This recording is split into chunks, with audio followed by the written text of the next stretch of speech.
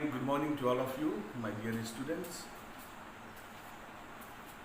Slowly and slowly, we all were progressing up with the topic of SST, that is the political science of class 9.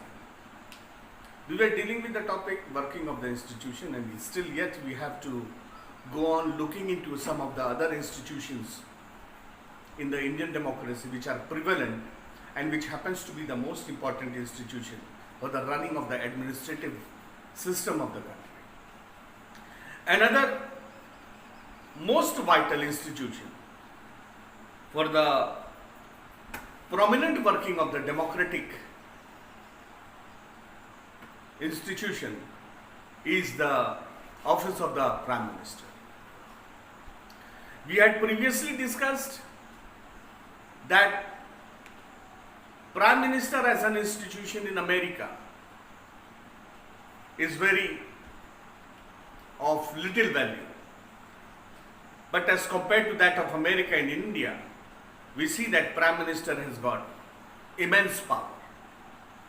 That is why it would be worth to say that Indian democracy is a type of a prime ministerial form of a democracy, in which the Prime Minister vests immense powers. Prime Minister is the de facto head. He is not the nominal head.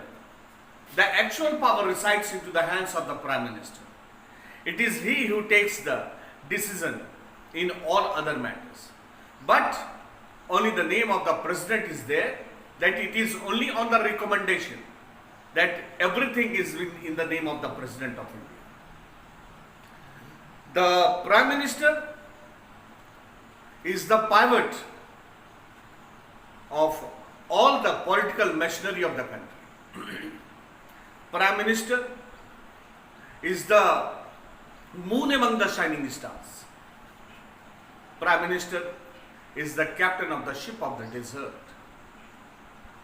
Now, it is the Prime Minister who looks into the entire working, coordination and the functioning of the Parliament. But everything, when we see the entire working, we see that the role of the Prime Minister that goes on happening in an indirect manner. Let us take the question of appointment of the Prime Minister of the country. Soon after the general election, whichever party gets the majority in the Parliament, that is the representatives who assemble there in the Lok Sabha, and whichever representatives are from a bigger, larger party, or well, we can say the party which has secured 2/3 majority, so those representatives choose a leader within themselves, and that particular leader's name is recommended to the President of India. Soon after that, the President asks the same leader to show his confidence in the House, and once the confidence is shown in the House, the Prime Minister or the person whose name is recommended by the representative, he happens to become the Prime Minister of the country. Same is the case with the coalition form of a government also.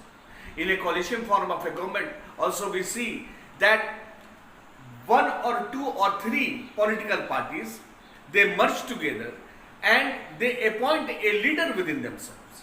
And after appointing a leader within themselves, the name is recommended to the President. And after when the name is recommended, the President nominates or elects or appoints him as the Prime Minister. When the situation arises that no political party, no any single party has got the majority in the Parliament, and there are chances in the minds of the President that there are chances that a particular party, we can say the party which has got the largest majority, but still it is lagging in 2/3 majority. So it is the discretion of the President of India that he or she may ask that political party to show the majority. A time is allotted for that. A particular period of time is given for that. And within that period of a time, if that political party secures a majority by any way, and that way are something different. So by any way, if that political party secures a majority and shows his majority to the president, then that person shall be elected to be the Prime Minister of the country. So we can say that Prime Minister is not directly elected by the people, but the office of the Prime Minister, that is the Prime Minister, he happens to be elected indirectly by the people. Why? Because it is we people who elect our representative. And since we elect our representative, so our representatives go and sit there in the parliament. And those representatives, they elect a leader within themselves. And that particular leader becomes the Prime Minister. So any way or the other, if we see, we find that the Prime Minister is indirectly elected by them. Now coming to the tenure of the office of the Prime Minister, there is no specific period of service for the office of the Prime Minister. As soon as the Prime Minister enjoys the confidence in the House, as no more, till then, the Prime Minister enjoys the confidence of the Council of Ministers. The office of the Prime Minister shall remain there. But as soon as the Prime Minister loses the confidence within the Council of Ministers, the Prime Minister has to quit from the office, since there is no confidence. So it can be within a period of 13 months, it can be within a period of 2 months also, it can be 3 years also, or it can be till the service till the last, that is till 5 years of a time. And everybody knows it, that one general election takes place after every 5 years of a time. So soon after every 5 years, we find the structure of the parliament something to be new. So new representatives come and go over there, elections take place. So new prime ministers also eventually come over there. So the tenure of Prime Minister, basically we can say it is of 5 years. But the answer but is over there. So long as the Prime Minister gets the confidence of the Council of Ministers, till then the Prime Minister shall remain in the office. The moment the Prime Minister loses the confidence of the Council of Ministers, the Prime Minister has to quit from the office, because that time what do we see? The Prime Minister is lagging in the majority, is lagging in the support of the Council of Ministers. So at that time the Prime Minister has to quit or to resign or to get removed from that post. Now working of the Parliament, the structure of the ministers or the representatives which we are talking about, this structure is basically called the Council of Ministers. Who happens to be the Council of Ministers? Who appoints them? It is the President who appoints the Council of Ministers. But it is only in the name that President appoints the Council of Ministers. The names of the Council of Ministers are recommended by the President, are recommended by the Prime Minister. The names are given by him. And since the names are given by him, so the President has to just give the approval. Altogether we can say that Council of Ministers consists of 60 to 80 ministries, and such ministries are divided on the basis of the interest, the work, or the value of that particular ministry. So such Council of Ministers, they are divided on the rank of cabinet ministers, ministers of independent charges, independent ministers, and then the third one will be the ministers of state. The names of the Council of Ministers or the cabinet ministers are recommended by the Prime Minister, and eventually it gets the approval of the President of India. These cabinet ministers are usually very much near and dear ones to the office of the Prime Minister. They hold some of the important portfolios of the ministries. Whatever bigger decisions for the sake of the country is concerned, everything is taken by the cabinet ministers. Usually the cabinet ministers meet to take decisions in the name of the Council of Ministers. The ring of the Council of Ministers or the cabinet ministers varies from 20 to 80 in strength. Means the important portfolios of the working of the administration for the governance of the country that rests into the hands of the very near, talented, educated and the most worthy ministers. They are the cabinet ministers. Now let us come to the Minister of State with independent charge. Who are those? Ministers of State with independent charge are usually in charge of the smaller ministries. These ministers, they are basically in charge of the smaller ministries. They participate in the cabinet meeting only when especially invited. So ministers of independent charge, they participate in the meeting, in the cabinet meeting only when they are especially invited. They are the ministers of independent charge of smaller ministries. And the third one, that is the ministers of the state, they are attached to the assist the cabinet ministers.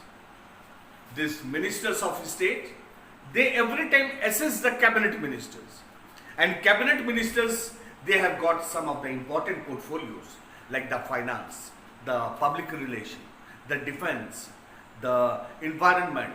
Then we are also talking about the petroleum and so on. Various important type of a ministry that is given into the hands of the cabinet ministers. And it is the work of the ministers of state that they assist the cabinet ministers in the functioning of the ministry of the cabinet rank. They every time be busy in cooperating or assisting or advising the cabinet ministers. So these are the three rings. The very first inner ring, that is the cabinet ministers. Just outside the cabinet ministry there is ministers of independent charge, and the third ring, that is the ministers of state. So altogether we can well say this comprises of the Council of Ministers, which are 20 to 80 in strength. The important ministries are given to the cabinet ministers. The simpler ones, the smaller ones, are given to the ministers of independent rank. And another, that is the ministers of state, they are the persons who every time deliberately they go and assist the cabinet ministers. So till now we went with the portion of the office of the Prime Minister and what comprises the chain of the office of the Prime Minister. That is, we also discussed about the Council of Ministers. Now, during the functioning of the Parliament, no decision can openly be criticized if the decision is taken by the government. That is, if the decision is taken by the government, it means what? Who is the main leader of that government? It is the Prime Minister who is the leader of that government. So no decision of the government can be criticized by its own ministers. It means what? Everybody has got its support either of any sort of a decision that has been taken in the Parliament. It means it has got the support of all the majority members, that is the Council of Ministers and so on, the majority members who are there in the Parliament, it has got the support. So no decision can be criticized if it is taken by the government. And if there is any sort of a criticism by any of its ministers, it means the Prime Minister is losing the support. It means that the Prime Minister is losing the support of such ministers. And if only such ministers go on not supporting the Prime Minister or every time criticizing the decision of the government, such ministers who happen to be from the same party, and if the members of the same party, they eventually go on every time criticizing the policies, the decision of the government. It means what? It means that the Prime Minister's support is lagging over there. The ministers are boycotting, they are just yelling their voice against the government. So the Prime Minister at that time has to see to it that Prime Minister will see that he or she is losing the support of the Council of Ministers. So we can say, so long as the Prime Minister enjoys the support in the Parliament, so long as the Prime Minister has the support of the Council of Ministers, the Prime Minister shall have the actual tenure, that is the tenure of the 5 years. But as soon as the Prime Minister loses the support of the Council of Ministers, or we can well say there is a non-confidence within the House, so at that time the opposition members will ask the Speaker of the House that the Prime Minister is losing the confidence in the House. So the Speaker will ask the Prime Minister to show his confidence in the House, in the floor of the House. So at that time what will happen? The Prime Minister has to show the majority. And if at that time the Prime Minister fails to secure the majority, the government will collapse at that time, the Council of Ministers will collapse, and the entire ministry will fall down, and again the new election, or you can say the by-election will take place once again. The tenure of the working of the Parliament is 5 years. But if the Prime Minister loses the strength, if Prime Minister loses the support in the Parliament, so mid-election will take place, or we can well say by-election will take place at that time. So since election will take place once again, so what will happen? So in the middle of the tenure, this election will take place. So a new government will once again come up after that. Powers of the Prime Minister, let us discuss. What are the powers of the Prime Minister? The Constitution does not say very much about the powers of the Prime Minister or the ministers' relation with each other. The Constitution does not very much say about the powers of the Prime Minister or the relation of the cabinet ministers or the ministers of independent state or the state ministers. The Prime Minister does not, the Constitution does not say about like that. There are powers which have been given to the Prime Minister. He chairs the cabinet meeting whenever any type of a decision is being taken, whenever any formulation of decisions or with regard to any of the issues are concerned. It is the Prime Minister who chairs the meeting of the cabinet. He coordinates the work of the different departments. He also sees to it that a virtual coordination is there. He controls the working of the ministry. He controls the working of the cabinet ministers. So the Prime Minister acts as a coordinating chamber. Prime Minister acts as a controlling body or a coordinating body between the cabinet ministries and he himself. So the cabinet meetings, whenever it takes place, it has to be, it is presided over by the Prime Minister. He exercises general supervision of different ministries also. I previously talked about that smaller ministries are being given to the ministers of state of independent charge. The smaller ministries are given. It is the Prime Minister who also sees that. It is the Prime Minister who also sees the coordination and the actual working of such ministries as well. It has to be taken into granted. Such things are seen by the Prime Minister. The Prime Minister distributes and redistributes work to the ministers. Whatever work is being assigned to the ministers, all such works are being given by the Prime Minister. He distributes and redistributes also. Redistributes, what do I mean over here is that once the work is being given, and if the Prime Minister is not satisfied with the work of such a type of a ministry, the ministry may be taken over by the Prime Minister. And after a few periods of a time, the same ministry will again be given to the such minister. So that is the word redistribution of the ministry. The Prime Minister has got the power to distribute and redistribute the ministry. The Prime Minister also has the power to dismiss the ministers. When the Prime Minister quits, the entire ministry quits. The Prime Minister has got the power to dismiss the ministers also. And one thing is to be kept in mind, that if all the minister quits, it is the Prime Minister also who has to quit. Meaning thereby that the Prime Minister has got lost in getting the support of the Parliament. Prime Minister has lost the confidence of the House. And since the Prime Minister has lost the confidence of the House, so Prime Minister too has to resign from the office of the Prime Minister.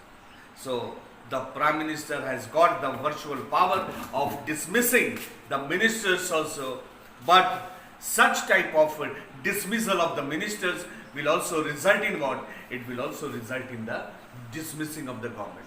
That is the finishing off of the working of the office of the Prime Minister. Thus, if the cabinet is the most powerful institution in India, within the cabinet, it is the Prime Minister who is the most powerful. So, coming to the conclusion, so if the cabinet is the most important, is the pivotal institution of taking any type of a decision or making any type of a decision or the issues or anything of a sort, in that circumstance, the office of the Prime Minister also prevails. Cabinet and the office of the Prime Minister, both are interdependent upon each other. And if we can say, we can well say in a democratic institution like India, in a democratic country like India, the office of the Prime Minister has got immense power. The powers of the Prime Minister in all parliamentary democracies of the world have increased to such an extent that it is very much likely to say that we have got a prime ministerial type of a democracy. शुरू में मैंने बताया था कि we have got a cabinet system of a democracy. अभी हम बता रहे हैं we have got a prime ministerial type of a democracy. What is this prime ministerial type of a democracy? It is a worth language of the people, because the powers of the Prime Minister are to such an extent, इतना ही ज़्यादा है, हमारे prime minister को powers इतने ज़्यादा मिल बैठे हैं कि प्राइम मिनिस्टर क्या नहीं कर सकता है. What can Prime Minister cannot do? Immense power has been given to the Prime Minister, and since immense power has been given to the Prime Minister, so it is worth to say, यह कहना बिल्कुल सही होगा कि हमारा democratic structure, we have got a prime ministerial type of a democracy. As political parties have come to play a major role in politics, the Prime Minister controls the cabinet and the parliament. It is the Prime Minister. So as the political parties have increased their powers, so in the same manner, the Prime Minister has also increased in powers in controlling the cabinet ministers and its council of ministers. In India too, we have seen that a tendency towards the concentration of powers in the hands of the Prime Minister. In Indian democratic structure, right from the beginning, right from the time of the Jawaharlal Nehru also, we have been seeing that the powers were exercised and much of the powers were in the hands of the Prime Minister. It was Jawaharlal Nehru who was the first Prime Minister, and if we look into the history of that time also, we will not exaggerate to say that the powers were not in their hand, but immense power was given in the hands of the Prime Minister. He enjoyed enormous authority because he had great influence over the public. Because it was the Prime Minister, the office of the Prime Minister has got the power to influence the public, and since the Prime Minister has got the power to influence the public, so that is why we can say that immense power has been given in the hands of the Prime Minister. We have also seen into the working of the Prime Ministerial office of Indira Gandhi also. Indira Gandhi was also a very powerful leader compared to her colleagues in the cabinet. So long, whoever were the members in the cabinet, if we talk about the talent, if we talk about the education, if we talk about the working paraphernalia of Indira Gandhi as being the Prime Minister, the working of that particular lady, that is the leader, Indira Gandhi, who happened to be the granddaughter of Jawaharlal Nehru, when she assumed the office, at that time the democratic structure of the country became very much well Why? Because it was she also who assumed the greatest power. So we can say that as the political parties are developing their powers, as political parties are gaining enormous powers, in the side way, we can also say that the office of the Prime Minister, that has also been going on extending and extending. Enormous powers have been given to them. So till today, we have discussed the working of the institution as with regard to the office of the Parliament, the Council of Ministers, the Cabinet Ministers, the Ministers of Independent Charge, and whatever are the powers of the Prime Minister, how the Prime Minister gets elected, and who appoints it, what is the tenure, and what are the powers of the Prime Minister. Soon after that, we will move on with the office of the President also. Till then, we conclude the today's class. Till then, goodbye and adieu. Thanks.